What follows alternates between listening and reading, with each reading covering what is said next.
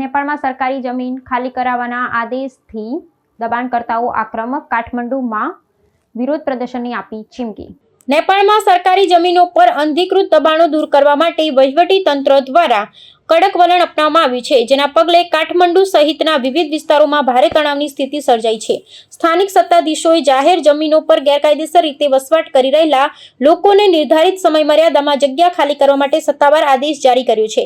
પ્રશાસનના આ નિર્ણયના વિરોધમાં ભૂમિહીન ગણાતા દબાણકર્તાઓએ મોટા પાયે આંદોલન અને પ્રદર્શન કરવાની જાહેરાત કરતા પરિસ્થિતિ સંઘર્ષમય બની છે. આ વિવાદના મુખ્ય કેન્દ્રમાં કાઠમંડુ મહાનગરપાલિકા અને બાગમતી નદીના કિનારે વસેલી વસાહતો છે, જ્યાં વર્ષોથી હજારો લોકોએ કામચલાઉ આશ્રય સ્થાનો બનાવી લીધા છે.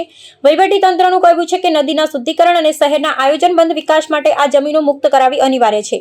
બીજી તરફ પ્રદર્શનકારીઓનો દાવો છે કે તેઓ દાયકાઓથી અહીં વસેલા છે અને વૈકલ્પિક રહેઠાણની વ્યવસ્થા વિના તેમને હાંકી કાઢવા એ માનવ અધિકારોનું ઉલ્લંઘન છે. સુરક્ષાના ભાગરૂપે પ્રશાસને સંવેદનશીલ વિસ્તારોમાં મોટી સંખ્યામાં પોલીસ જવાનો તૈનાત કર્યા છે, જેથી કોઈ પણ હિંસક ઘટનાને રોકી શકાય. નેપાળ સરકાર આ મામલે કાયદાકીય જોગવાઈઓ અને માનવીય પાસાઓ વચ્ચે સંતુલન જાળવવાના પડકારોનો સામનો કરી રહી છે. વિરોધ પક્ષો અને નાગરિક સંગઠનોએ સરકારને અપીલ કરી છે કે દબાણો હટાવતા પહેલા પરિવારો માટે યોગ્ય પુનઃવસન નીતિ જાહેર કરવામાં આવે. જોકે મ્યુનિસિપલ કોર્પોરેશનના અધિકારીઓએ સ્પષ્ટ સંકેત આપ્યો છે કે જાહેર જમીનોના રક્ષણ માટે બળ પ્રયોગની જરૂર પડશે તો પણ તે કરવામાં આવશે. આગામી દિવસોમાં વિરોધ પ્રદર્શન વધુ ઉગ્ર બને તેવી શક્યતા છે, જે નેપાળના સ્થાનિક રાજકારણમાં પણ ચર્ચાનો વિષય બન્યું છે.